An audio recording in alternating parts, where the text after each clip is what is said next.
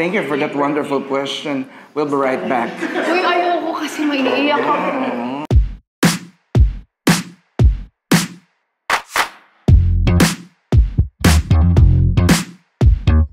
Siguro, thank you. Thank you for the opportunity, for helping me na mag-expand, lalo na sa craft ko. Kasi unang-una dito ako nakilala kahit papaano sa bubblegum. So dahil sa'yo, nakilala ako. Dahil sa'yo, nagkaroon ako ng bilib sa sarili ko na kaya ko pa palang gumawa ng iba't ibang roles, na hindi ako nagsistick sa isa lang. Kaya ko pa palang mag-think outside the box. Kaya ko pa palang mag-be creative as much as I can. Dahil sa'yo lahat to. So, I don't like this. Ay, naku. Thank you. Maraming salamat kasi, talaga. sa dami na pwede imbitahin, di ba? Na-invite mo ako. At sa loob ng 30 years... Ayaw na daw niya, be.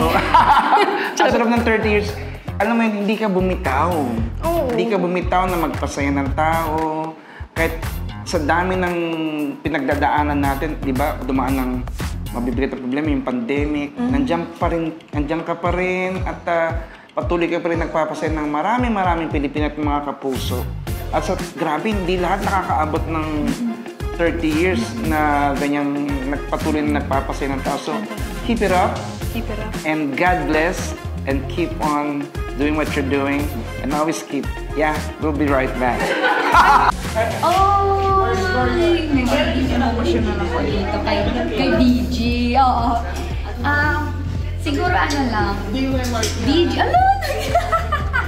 Siguro lang, BG. Parang you've grown into this amazing person. Kumbaga tao siya, no? Amazing person. Ang dami mo ng pinagdaanan, ang dami nang pumasok at lumabas sa buhay mo.